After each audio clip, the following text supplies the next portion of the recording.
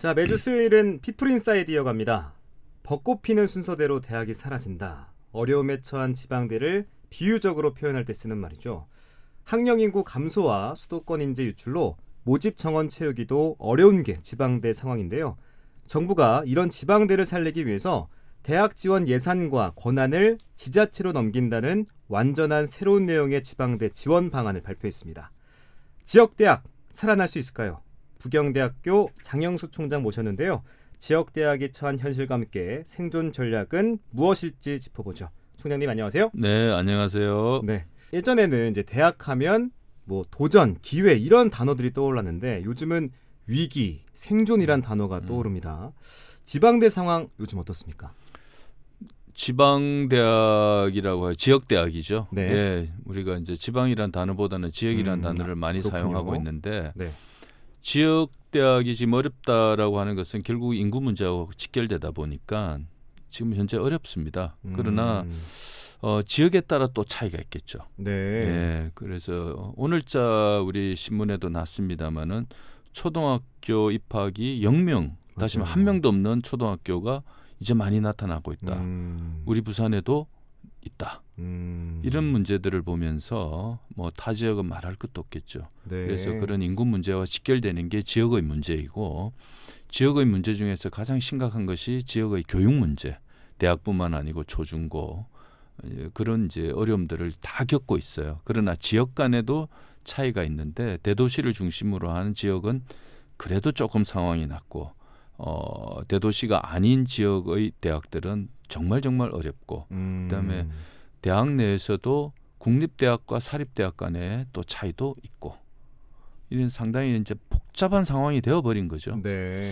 그래서 지금 대학의 전체적인 모집 정원이 한 40만에서 45만이었는데 지금 현재 입학 가능한 자원들이 한 35만에서 38만 정도니까 이미 모자란다. 그렇군요. 예, 지금 그런 상황이죠. 네. 네. 국립대학교와 사립대학교의 차이도 있다라고 네. 말씀하셨는데 부경대학교는 국립대학교잖아요. 국립대학입니다. 국립대학교는 어떻습니까?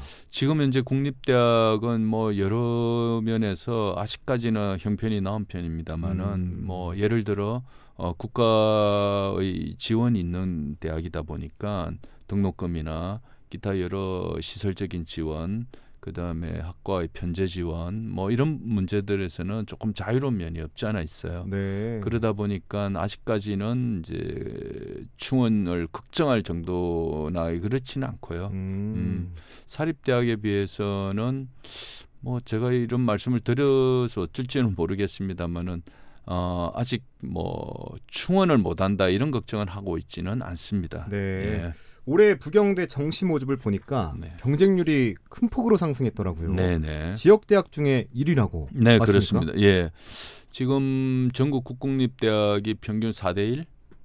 우리가 고등학교를 졸업하면은 네. 대학을 지원할 수 있는 게 3번의 기회가 있죠. 가나다군. 예, 네네. 3장을 쓸 수 있습니다.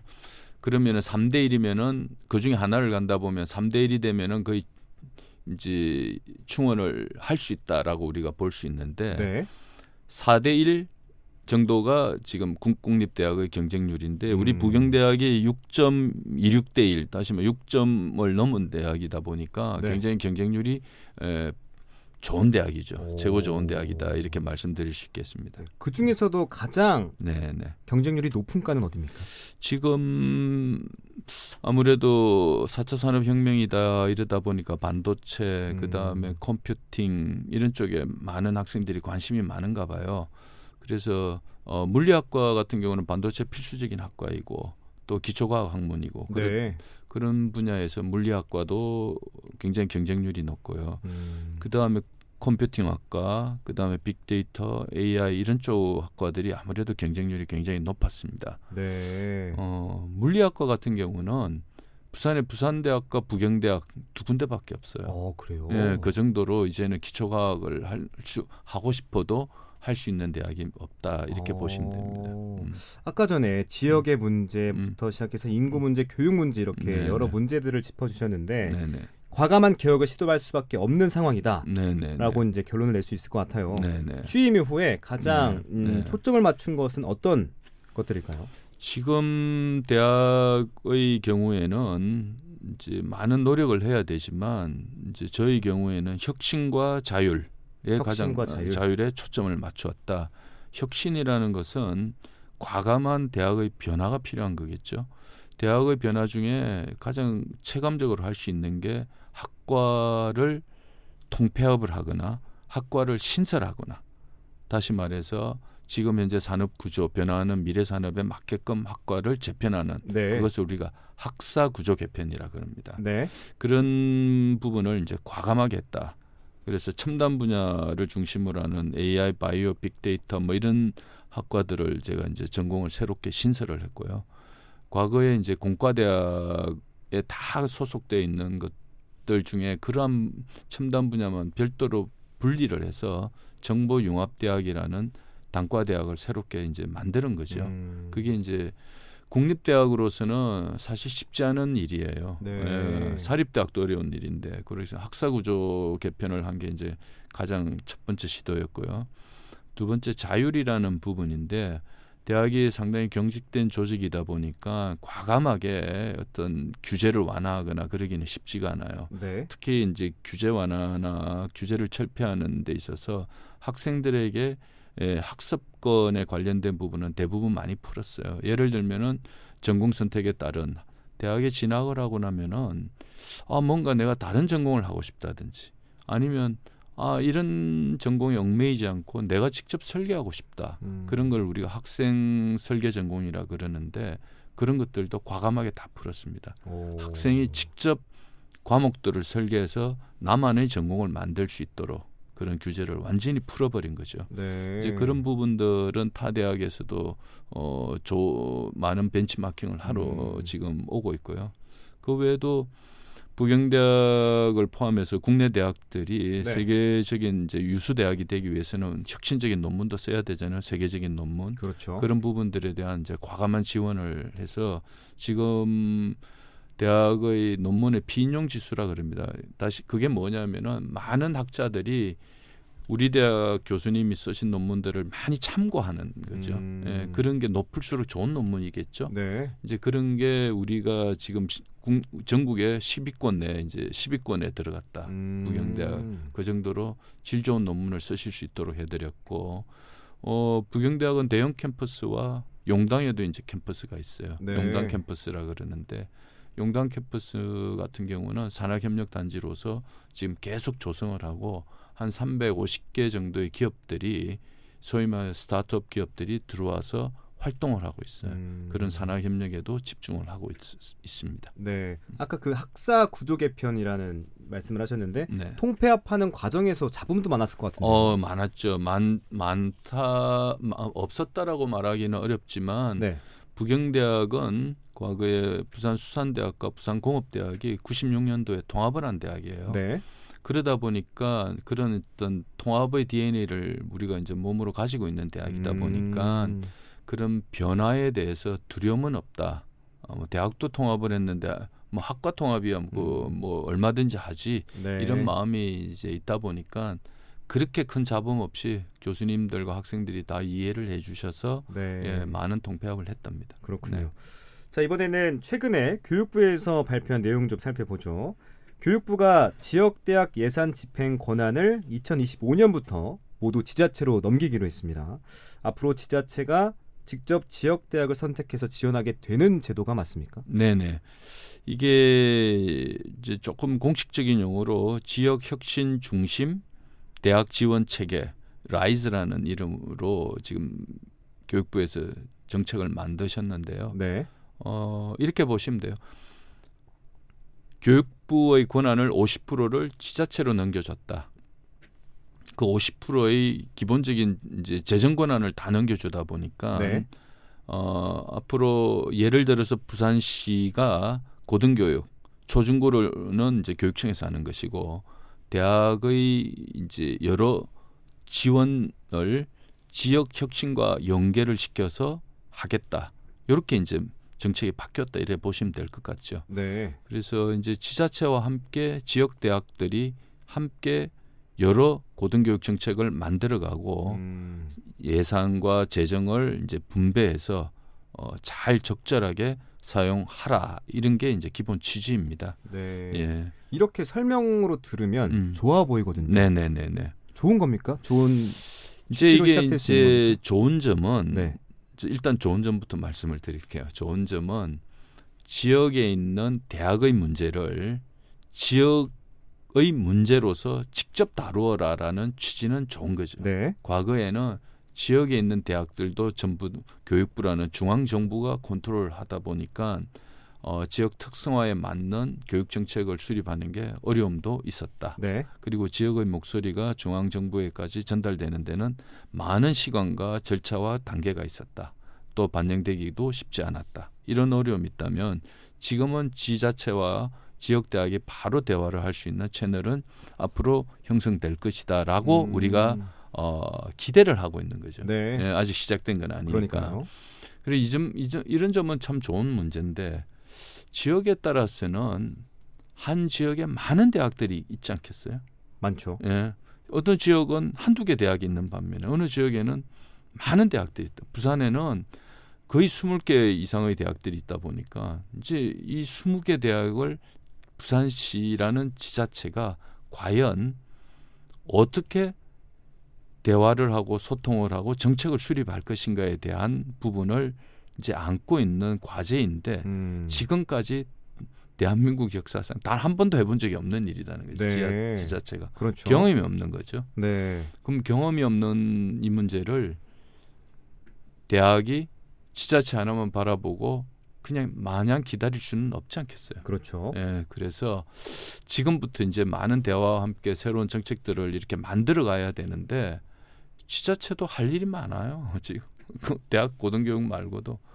그래서 어느 정도 포션을 차지할지는 뭐 좀 더 두고 봐야 되겠지만 그런 부분에 대해서 기대와 우려가 이제 공존하고 있다. 이게 현실이다. 네. 네. 그러니까 정리하면 교육부는 아무래도 교육에 관한 정책 실행을 전문적으로 하는 곳인데 네네. 이게 지방 정부가 하게 되면 네네네. 지방 정부가 경험이 없는데 그렇죠. 대학 정책과 예산을 네네. 잘 다룰 수 있을까 하는 그렇죠. 우려에서 나온다. 그렇죠. 이렇게 생각하면 될까요? 그렇죠. 우리가 뭐 다 학교 다녀 보셨겠지만 교육 영역은 정말 전문성을 요구하는 영역이고 그럼요. 교수님들도 쉽지 않은 일인데 네. 일반 행정 직원들이 그것도 한 번도 해본 적이 없는 이 영역을 마음대로 다룰 수는 없지 않겠어요. 네. 그렇다고 대학의 모든 것을 다 넘길 수도 없는 것이고 이제 그런 문제가 지금 안고 있는 가장 현안이다. 뭐 이렇게 보고 있는 거죠. 모두가. 그 부산에 있는 이제 대학 총장님들도 다 네네. 공유하고 있습니까? 이런 사안에 대해서? 지금 그렇죠. 문제의식은 공유를 하고 있으나 실제 어떻게 하고자 하는 데 대해서는 아직 답을 들어본 바는 없다. 아, 그렇군요. 자, 교육부가 글로컬 대학 2027년까지 비수도권 지역 대학 30곳을 선정해서 네. 대학당 5년간 네네. 총 1,000억 원씩 지원하겠다라는 얘기를 했는데 한 해 200억 5년이면 1,000억이잖아요. 네네. 이렇게 좀 큰 금액으로 예상이 됩니다. 네네. 이게 되면 지역 간의 경쟁이 커질 것 같아요. 당연하겠죠. 30개 치열해질 것 같은데요. 30개 대학이고 우리가 뭐 수도권을 빼더라도 뭐 한 8, 9개 정도 지역을 우리가 상상을 해보면은 각 지역에 2개씩만 들어가더라도 벌써 뭐 한 20개 정도는 빠지지 않겠어요? 그렇죠. 그러니까 크고 작고를 떠나서 지역을 어떻게 나눌지는 모르겠습니다만은 뭐 하여튼 지역별로 했을 때 한 2개 정도라고 보고 2에서 2.5라 보면은 뭐 치열한 거겠죠. 지역 간의 경쟁도 있겠지만 지역 내 경쟁도 치열하겠죠. 지역 간 경쟁도 있지만 지역 내에서도 충분한 경쟁이 있을 것 같다. 치열하죠. 근데 여기 조건이 있더라고요. 네네. 대학 스스로 쇄신과 혁신 의지를 보여줘야 한다. 네네네. 상당히 고강도 개혁을 요구하는 것 같은데 네네. 결국 대학 스스로 자기 희생을 감당해야 되는 상황 아닌가. 그렇죠. 궁금한데 어떻게 해석하십니까? 지금 이제 국립대학의 경우는 고강도 구조개혁이라는 게 뭐 크게 할 수가 없는 부분이니까 네. 좀 어려움이 있지만 사립대학의 경우에는 고강도 구조개혁이라는 게 어디까지를 요구하는 그 리미트가 없다 보니까 누가 더 많은 구조개혁을 다시 말해서 뭐 학생들을 정원을 더 줄인다든지 또는 뭐 규모를 어떻게 재편을 한다든지 뭐 많은 부분들에 노력할 수 구조 재편을 할 수 있을 거라고 뭐 우리가 상상을 한다면 네. 그런 경쟁이 이제 에스컬레이팅 돼 버리면은 상당히 이제 그쪽으로 쏠리다 보면은 실제 대학의 경쟁력이라는 것은 양질의 교육과 연구를 하는 곳인데 네. 이제 본질이 벗어난 부분에서의 경쟁으로 인해 가지고 그 본질이 희석이 된다면은 그 또한 바람직하지 않다. 그래서 과감한 혁신은 좋으나 과감한 혁신이라는 것이 어떤 방향으로 어떻게 이루어져야 되는 것을 이야기하는 것인지에 대한 명확한 이제 해법이 필요하겠죠. 가이드라인이. 네. 본질에서 벗어난 경쟁이라는 표현이 네. 이게 결국 피해는 학생들한테 올 것 같거든요. 지역이 않는 거겠죠. 네. 네, 지역의 인재들이 않는 거겠죠. 학생들이. 네. 그런 부분들은 우려가 됩니다. 시민들과 함께 시민들께서도 지역에 계시는 분들께서 관심을 가져주셔야 돼요. 네. 우리 대학이 살면 옆 대학이 죽고 뭐 그런 상황이 아닌가 싶은데 뭐 그런 거하고 뭐 크게 벗어나지 않겠죠. 그러니까요. 네네. 근데 지난달에 부산의 16곳 대학 총장과 네. 우동기 국가균형발전위원장과의 만남이 있었다고. 네네. 그때 어떤 이야기가 좀 오갔습니까? 뭐 그 자리 자체는 원론적인 수준의 대화이고요. 뭐 국가균형발전위원장님의 말씀은 지역 대학의 문제를 지역 문제로서 인지하기 시작했다.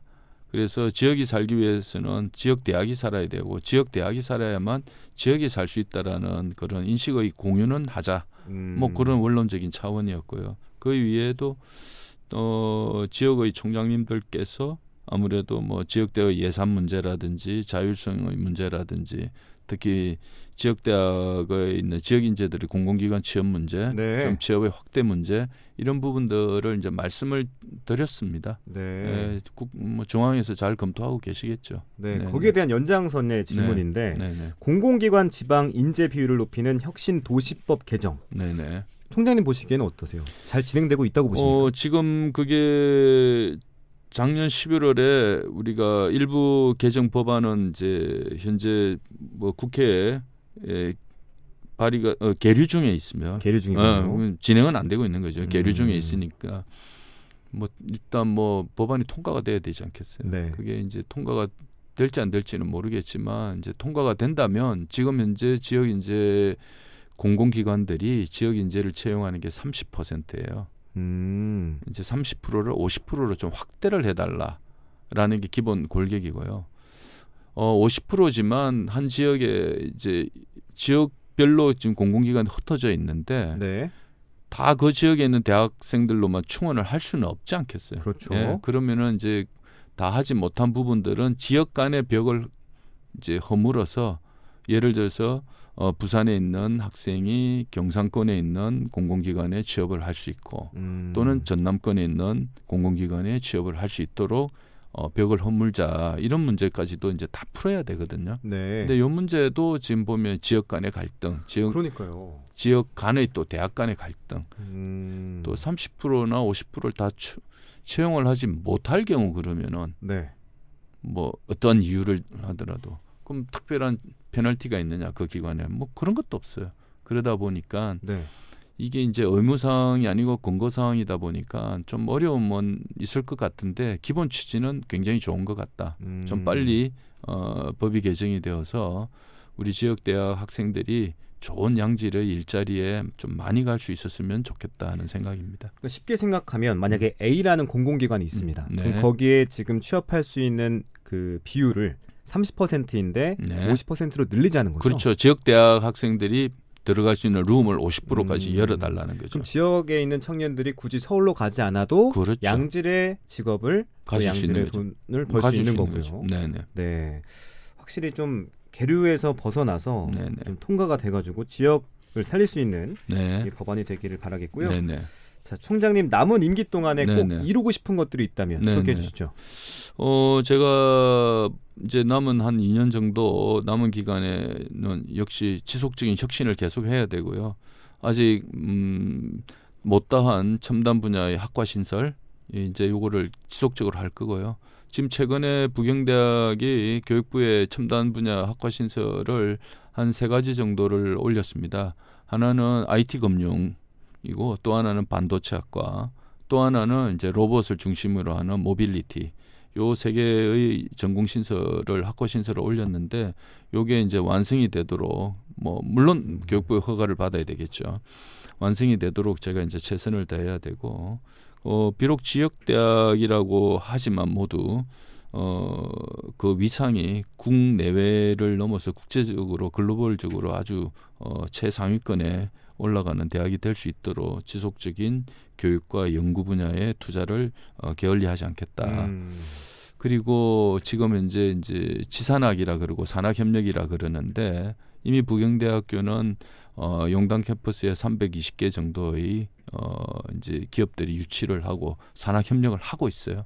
그게 이제 협력 차원을 넘어서 좀 유니콘 기업이라 그럴까요? 좀 이래 성장하고 발전하고 혁신적인 기업이 세계적인 기업으로 이제 발돋움하면 좋지 않겠어요? 그럼요. 예, 그런 쪽에 지원을 아끼지 않고 뭐 성공할 수 있는 기업가를 길러내는 대학, 그런 이제 산학협력의 선도 대학이 되었으면 좋겠다 하는 생각입니다. 하여튼 남은 기간 최선을 다하도록 그래야겠습니다. 네, 남은 기간 최선을 다해 주시기를 바라겠고요. 네. 이제 곧 3년 만에 마스크 없는 신학기를 맞이하게 되잖아요. 한 달 뒤면요. 신입생을 비롯해서 우리 부경대 학생들에게 하고 싶은 말씀이 있다면. 네네. 뭐 우리 부경대 학생들은 당연히 공부를 열심히 해야 되지만 부경대를 넘어서 우리 신입생들에게 하고 싶은 말씀은 네. 정말 공부를 많이 해야 된다. 이제는 우리가 늘 따라가잖아요. 추격을 해온 세대였다면 우리가 지금 현재 학생들의 부모님 세대는 추격을 하는 세대였다면 지금의 세대는 우리 대한민국은 상당히 선도를 하고 있는 분야가 많아요. 오히려 후발들 뭐 주변에 있는 국가들을 포함해서 후발들의 추격을 받는 그런 이제 세대다 보니까 자칫 잘못하면은 추월을 당하면은 추락을 할 수가 있다. 예. 그래서 우리들보다는 더욱더 많은 노력을 해야 되고 또 여러 사이클링 자체가 굉장히 짧아지고 있으니까 더욱더 많은 이제 지식을 탐구를 해야 되겠죠. 그래서 기초과학이나 첨단 분야, 뭐 코딩을 포함해서 이런 분야들을 좀 더 많이 습득하고 몸에 붙일 수 있도록 시간을 좀 많이 할애를 해주기를 이렇게 부탁을 드리고요. 그럼에도 불구하고 좀 신나게 놀고, 예, 좀 이렇게 해외도 많이 다녀보시고 또 국내도 많이 다니고 친구들도 많이 사귀고 그래서 소통을 잘하는 그런 젊은이가 되었으면 좋겠습니다. 네, 남은 임기 동안도 최선을 다해 주시고요. 또 부경대뿐만 아니라 우리 부산 지역 교육을 위해서도 최선을 다해 주시길 부탁드리겠습니다. 네, 감사합니다. 네, 지금까지 부경대학교 장영수 총장과 함께했습니다. 총장님 오늘 말씀 고맙습니다. 네, 대단히 감사합니다.